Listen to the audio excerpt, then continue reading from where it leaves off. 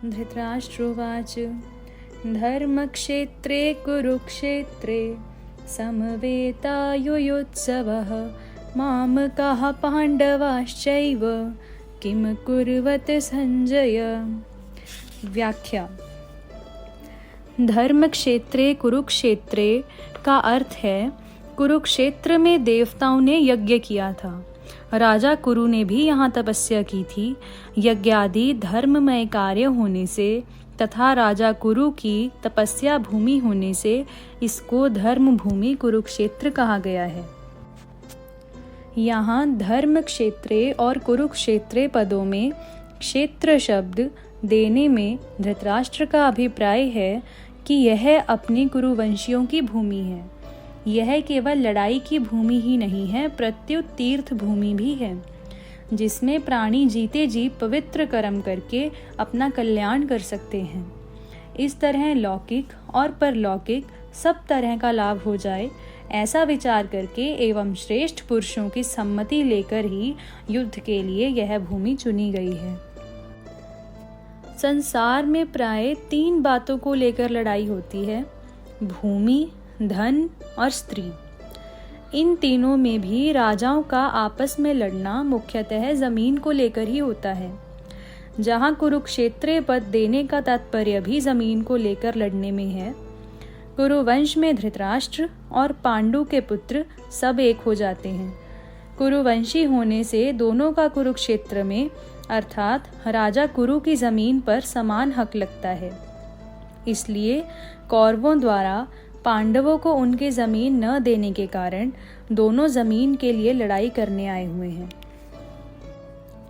यद्यपि अपनी भूमि होने के कारण दोनों के लिए कुरुक्षेत्र पद देना युक्ति संगत, न्याय संगत है, तथापि हमारी सनातन वैदिक संस्कृति ऐसी विलक्षण है कि कोई भी कार्य करना होता है तो वह धर्म को सामने रखकर ही होता है। युद्ध जैसा कार्य भी धर्म भूमि, तीर्थ भूमि में ही करते हैं, जिससे युद्ध में मरने वालों का उद्धार हो जाए, कल्याण हो जाए। अतः यहाँ कुरुक्षेत्र के साथ धर्म क्षेत्र पद आया है। यहाँ आरंभ में धर्म पद से एक और बात भी मालूम होती है। अगर आरंभ के धर्म पद से धर लिया जाए और 18वें अध्याय के अंतिम श्लोक के मम पद से म लिया जाए तो धर्म शब्द बन जाता है।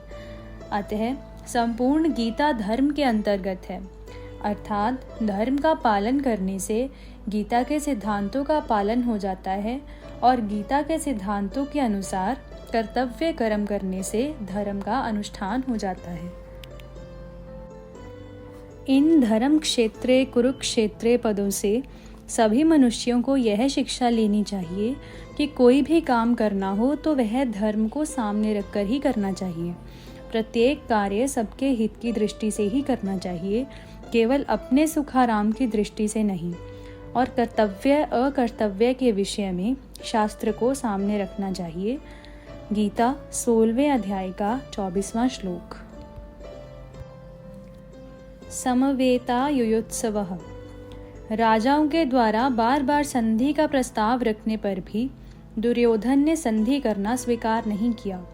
इतना ही नहीं, भगवान श्री कृष्ण के कहने पर भी मेरे पुत्र दुर्योधन ने स्पष्ट कह दिया कि बिना युद्ध के मैं तीखी सुई की नोक जितनी जमीन भी पांडवों को नहीं दूंगा। तब मजबूर होकर पांडवों ने भी युद्ध करना स्वीकार किया है। इस प्रकार मेरे पुत्र और पांडु पुत्र दोनों ही सेनाओं के सहित युद्ध की इच्छा से इकट्ठे हुए हैं। दोनों सेनाओं में युद्ध की इच्छा रहने पर भी दुर्योधन में युद्ध की इच्छा विशेष रूप से थी। उसका मुख्य उद्देश्य राज्य प्राप्ति का ही था। वह राज्य प्राप्ति धर्म से हो चाहे अधर्म से, न्याय से हो चाहे अन्याय से, विहित रीति से हो चाहे निषिद्ध रीति से, किसी भी तरह से हमें राज्य मिलना चाहिए, ऐसा उसका भाव था। इसलिए विशेष रूप से दुर्योधन का पक्ष ही युयुत्सु अर्थात युद्ध की इच्छा वाला था। पांडवों में धर्म की मुख्यता थी। उनका ऐसा भाव था कि हम चाहे जैसा जीवन निर्वाह कर लेंगे पर अपने धर्म में बाधा नहीं आने देंगे। धर्म के विरुद्ध नहीं चलेंगे। इस बात को लेकर महाराज युधिष्ठिर युद्ध नहीं करना चाहते थे, परंतु जिस माँ की आज्ञा से युधिष्ठिर ने चारों भाइयों सहित द्रौपदी से विवाह किया था, उस माँ की आज्ञा होने के कारण ही महाराज युधिष्ठिर की युद्ध में प्रवृत्ति हुई थी। अर्थात केवल माँ की आज्ञा पालन रूप धर्म से ही युधिष्ठिर युद्ध की इच्छा वाले हुए हैं। तात्पर्य है कि दुर्योधन आदि तो राज्य को लेकर ही युयुत्सु थे, पर पांडव धर्म को लेकर ही युयुत्सु बने थे। माम कहा पांडवाश्चैव, पांडव धृतराष्ट्र को अपने पिता के बड़े भाई होने से पिता के समान समझते थे और उनकी आज्ञा का पालन करते थे। धृतराष्ट्र के द्वारा अनुचित आज्ञा देने पर भी पांडव उचित अनुचित का विचार न करके उनकी आज्ञा का पालन करते थे। अतः यहाँ मामकाहा पद के अंतर्गत कौरव और पांडव दोनों आ जाते हैं। फिर भी पांडवाहा पद अलग देने का तात्पर्य है कि धृतराष्ट्र का अपने पुत्रों में तथा पांडु पुत्रों में समान भाव नहीं था, उनमें पक्षपात था, अपने पुत्रों के प्रति मोह था। वे दुर्योधन आदि को तो अपना मानते थे, पर पांडवों को अपना नहीं मानते थे। इस कारण उन्होंने अपने पुत्रों के लिए माम कहा और पांडु पुत्रों के लिए पांडवाहा पद का प्रयोग किया है, क्योंकि जो भाव भीतर होते हैं वे ही प्रायवाणी से बाहर निकलते हैं। इस द्वैती भाव के कारण ही धृतराष्ट्र को अपने कुल के संहार का दुख भोगना पड़ा। इससे मनुष्य मात्र को यह शिक्षा लेनी चाहिए कि वह अपने घरों में, मोहल्लों में, गांवों में, प्रांतों में, देशों में, संप्रदायों में द्वैती भाव अर्थात ये अपने हैं, ये दूसरे हैं, ऐसा भाव ना रखें। कारण कि द्वैती भाव से आपस में प्रेम स्नेह नहीं होता, प्रत्युत कलह होती है। यहाँ पांडवाहा पद के साथ एव पद देने का तात्पर्य है कि पांडव तो बड़े धर्मात्मा हैं, अतः उन्हें युद्ध नहीं करना चाहिए था, परंतु वे भी युद्ध के लिए रणभूमि में आ गए तो वहां आकर उन्होंने क्या किया? मामकाहा और पांडवाहा, इनमें से पहले मामकाहा पद का उत्तर संजय आगे के दूसरे श्लोक से 13वें श्लोक तक देंगे कि आपके पुत्र दुर्योधन ने पांडवों की सेना को देखकर द्रोणाचार्य के मन में पांडवों के प्रति द्वेष पैदा करने के लिए उनके पास जाकर पांडवों के मुख्य मुख्य सेनापतियों के नाम लिए। उसके बाद दुर्योधन ने अपनी सेना के मुख्य मुख्य योद्धाओं के नाम लेकर उनके रण कौशल आदि की प्रशंसा की। दुर्योधन को प्रसन्न करने के लिए भीष्म जी ने जोर से शंख बजाया। उसको सुनकर कौरव सेना में शंख आदि बज उठे।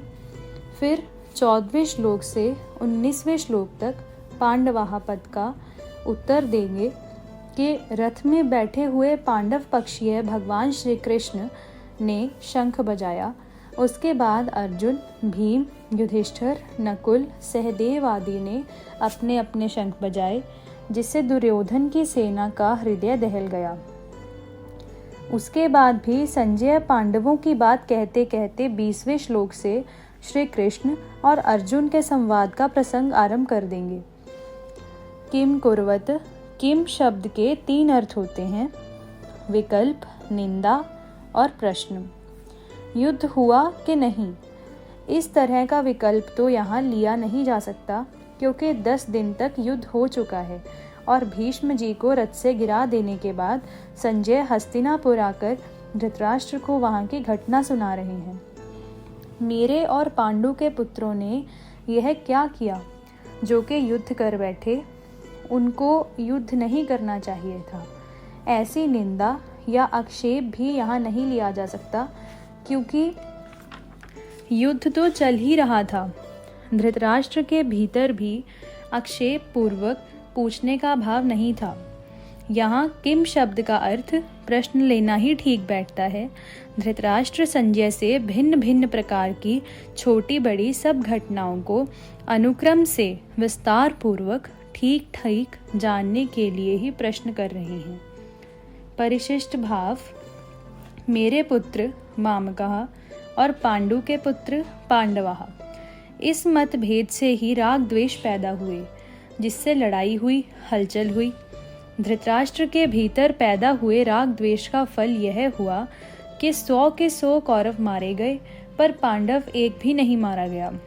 जैसे दही बिलोते हैं तो उसमें हलचल पैदा होती है जिससे मक्खन निकलता है, ऐसे ही मामकाह और पांडवाह के भेद से पैदा हुए हलचल से अर्जुन के मन में कल्याण की अभिलाषा जागृत हुई, जिससे भगवत गीता रूपी मक्खन निकला।